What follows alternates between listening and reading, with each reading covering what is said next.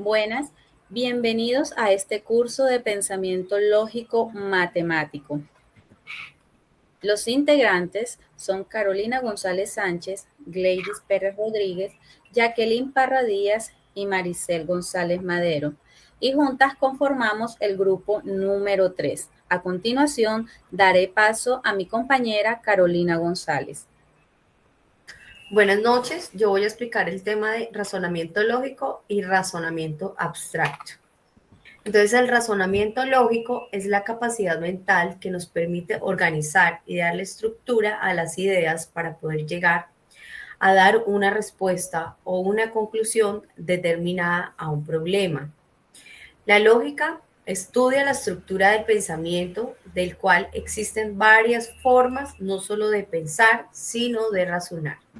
A su vez, el razonamiento lógico es el proceso por el cual podemos obtener conclusiones a partir de mínimo dos proposiciones. El razonamiento abstracto evalúa la capacidad de resolver problemas lógicos haciendo deducciones de las consecuencias del problema planteado. Este razonamiento está presente en todas las pruebas de ingreso a trabajos en empresas, pues es el reflejo de las habilidades cognitivas de cada postulado. A continuación voy a poner este ejemplo y en este ejercicio tiene una secuencia. Vemos que está el 1, el 3, el 7, el 13 y tenemos que deducir qué número continúa. Tenemos tres respuestas. La A, que es 20, la B, que es 21 y la C, que es 23. De acuerdo al razonamiento que le hagamos a este ejercicio, entonces vamos a dar la respuesta, ¿cierto? En este ejercicio, pues es fácil identificar la secuencia que sigue. Del 1 al 3 hay 2 unidades, del 3 al 4 hay 4 unidades y del 7 al 13 hay 6 unidades, lo cual nos hace pensar, razonar lógicamente en que la distancia entre los elementos va aumentando de 2 en 2 y en números pares. Entonces, nos hace pensar que el número que sigue es 8, porque si de 1 a 3 hay 2, es decir, 1 para llegar a 3 sumamos 2, 3, es decir, sumamos 2. De 3 a 7 sumamos 3, 4, 5, 6 y 7. Aumentamos 2 más. Y de 7 a 13 sumamos 7, 8, 9, 10, 11, 12 y 13. Sumamos 6. Aumentamos al 4, le aumentamos 2 más. Quiere decir que el número que sigue es 8. Entonces, si al 13 le aumentamos 8, nos da 21. Por lo tanto, la respuesta de este ejercicio es la B, 21. 13, 14, 15, 16, 17, 18, 19, 20 y 21. Le aumentamos 8, la respuesta es 21. Este es el tema de razonamiento abstracto. Le doy paso a mi compañera Maricel González con el método científico. Buenas noches. Como decía mi compañera Carolina, continuaremos con el método científico, razonamiento inductivo y deductivo. ¿Qué es método científico? El método científico es una técnica que nos permite llegar a un conocimiento que pueda ser considerado válido desde el punto de vista de la ciencia. De estos métodos vamos a empezar explicando el método inductivo. Es una estrategia de razonamiento que se basa en la inducción. Para ello, procede a partir de las premisas particulares para generar conclusiones generales. Vamos a ver unos ejemplos a continuación del método inductivo. Ejemplo número 1.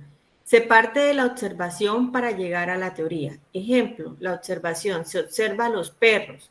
El patrón. Los perros mueven la cola. Teoría. Todos los perros mueven la cola. El segundo ejemplo que encontramos para este método. Anteayer fue un día caluroso. ayer fue un día caluroso. Probablemente hoy será un día caluroso. Entonces tenemos que la premisa 1 es anteayer fue un día caluroso, la premisa 2, ayer fue un día caluroso y como conclusión, probablemente hoy será un día caluroso. Si las premisas son verdaderas, probablemente la conclusión será verdadera. Se forma de lo particular la premisa, a lo general la conclusión. Seguimos con el método deductivo. Es una estrategia de razonamiento empleada para deducir conclusiones lógicas a partir de una serie de premisas o principios. Parte de la premisa universal a la premisa a lo particular. Vamos a mirar unos ejemplos de este método deductivo. El ejemplo número 1. Como decía anteriormente, se parte de la premisa para llegar a una conclusión lógica. Todos los hombres son seres vivos. Albert Einstein es un hombre. En conclusión, Albert Einstein es un ser vivo. Y como ejemplo número 2, todos los estudiantes de matemáticas son ordenados. Daniel es un estudiante de matemáticas. Como conclusión, luego Daniel es ordenado. Con esto doy continuidad a mi compañera Jacqueline con el tema del silogismo. Buenas noches, mi tema es silogismo categórico. Tenemos que el silogismo categórico es un tipo de argumento deductivo compuesto por 3 proposiciones categóricas, de las cuales 2 son premisas y una conclusión. Tenemos los términos estándar, el término menor que se reconoce por desempeñar la función del sujeto en la conclusión. Se simboliza por la letra mayúscula S. El término mayor que se reconoce por desempeñar la función del predicado en la conclusión. Se simboliza con la letra P mayúscula. Tenemos el término medio que se reconoce porque no aparece en la conclusión y sirve para establecer la relación entre las premisas. Este se simboliza con la letra M mayúscula. Tenemos las 4 figuras posibles que se describen y se denominan como se indica. Tenemos la primera figura, que es el término medio, es el término sujeto de la premisa mayor y el término predicado de la premisa menor. Esquemáticamente la podemos representar como está ahí en la pantalla. Tenemos un ejemplo en oración que es todo animal es mortal. Y tenemos una segunda premisa que es todo perro es animal. Tenemos que la premisa mayor es todo animal es mortal y tenemos que la premisa menor es todo perro es animal. Tenemos una conclusión que es todo perro es mortal. El predicado sería mortal y el sujeto sería perro. Tenemos una segunda figura. El término medio es el término predicado de las 2 premisas. Esquemáticamente se representa así. Tenemos una tercera figura. El término medio es el término sujeto a las 2 premisas. Esquemáticamente la podemos representar así. Tenemos una cuarta figura. El término medio es el término predicado de la premisa mayor y el término sujeto de la premisa menor. Esquemáticamente lo podemos representar así. También tenemos que el modo y la figura de un silogismo categórico de forma estándar determina el conjunto de su forma lógica, ya que cada uno de los 64 modos que se pueden aparecer en las 4 figuras, existen 156 silogismos categóricos de forma estándar, de los cuales son muy pocos los válidos. Acá a continuación es una de las reglas esenciales para los silogismos de forma estándar. Como se denomina, la falacia se obtiene cuando se viola cada una de las siguientes reglas. Tenemos una de las 3, de las 6, tenemos tres silogismos. Silogismo categórico de forma estándar debe contener 3 términos exactamente, cada uno de los cuales se utiliza en el mismo sentido en todo argumento. Cuando pues damos una violación es la falacia de los 4 términos. En un silogismo categórico de forma estándar válido, el término medio debe estar distribuido al menos en una premisa. También tenemos que la violación ahí sería la falacia del término medio no distribuido. Tenemos un tercero, es un silogismo categórico de forma estándar válido si cualquiera de los términos está distribuido en la conclusión. entonces debe estar distribuido en las premisas. Cuando presenta una violación sería una falacia de ilícito mayor o falacia de ilícito menor. Tenemos unos ejemplos. Tenemos premisa A, premisa B. Tenemos que todas las motos tienen motor. La premisa B sería todos los motores utilizan aceite. Tenemos una conclusión que es todas las motos utilizan aceite. Si juntamos mis ideas de las premisas A y la premisa B, genero mi conclusión. Tenemos otro ejemplo, sería dos premisas, A y B, dos ideas, sería ningún estudiante se baña. La premisa B sería Pedro es estudiante. Y la conclusión, Pedro no se baña. El término medio se encuentra en las dos premisas, o sea, en este caso sería estudiante. El término mayor únicamente está en la primera premisa, sería se baña. El término menor se encuentra en la segunda premisa, que sería Pedro, el cual no aparece en la conclusión, pero el término mayor y el término menor aparecen en la conclusión. Tenemos rápidamente, les voy a representar el diagrama de Venn. Cuando tenemos dos diagramas de Venn con estas características, decimos que carece de elementos.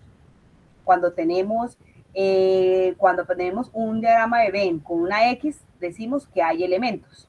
Vamos a explicarla en estas cuatro áreas. Tenemos la área 1, que es por fuera de los diagramas de Venn, por fuera del cuadro, que se representa con, siempre que no hayan elementos, se va a representar con el nombre en mayúscula, pero con un signo negativo para representar que no hay elementos. En este caso, en la primera área, que es por fuera del cuadro, no hay elementos S ni hay elementos P.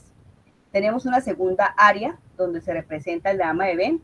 Ahí podemos decir que hay elementos en la S, pero no en la P. Tenemos una tercera área que sí hay elementos en la S y en la P, que es en la mitad de los dos diagramas de Venus. Ahí sí hay elementos S y hay elementos P. Tenemos una cuarta área donde podemos ver que hay elementos en la P, pero no en la S. Creo que es todo por el tema de eso. Le voy a dar paso a mi compañera Grace. Ladies. Muy buenas.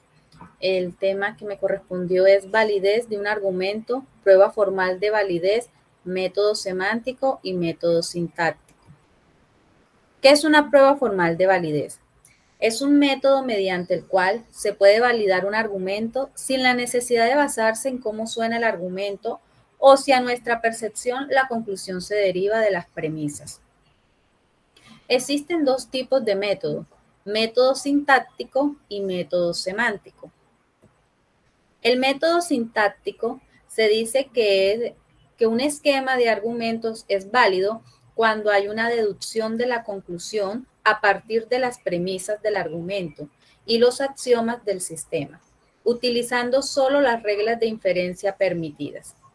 En un sistema de deducción natural, es como si el conjunto de axiomas estuviera vacío.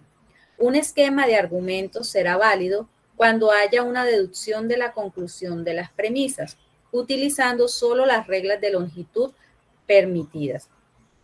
Las declaraciones, una declaración puede llamarse válida, es decir, verdad lógica, si es cierta en todas las interpretaciones. ¿Qué es la solidez? Es la validez de la deducción, no se ve afectada por la verdad de la premisa o la verdad de la conclusión. La siguiente deducción es perfectamente válida. Todos los animales viven en Marte. Todos los humanos son animales. Por lo tanto, todos los humanos viven en Marte. Ahora miramos el método sintáctico.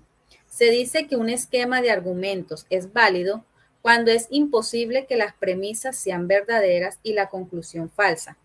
Para determinar si este es el caso, se asume la verdad de las premisas y aplicando las definiciones de verdad, uno trata de deducir la verdad de la conclusión.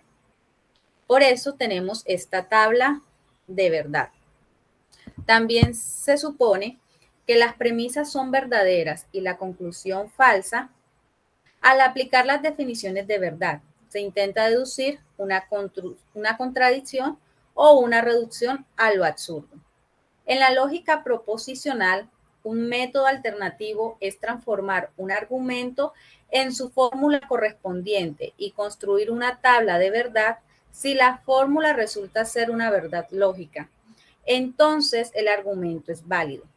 Esto se debe a que el teorema de deducción y su inversa son válidos, pero también porque la lógica proposicional es decidible y por lo tanto siempre admite un procedimiento algorítmico para determinar si alguna fórmula es una verdad lógica o no.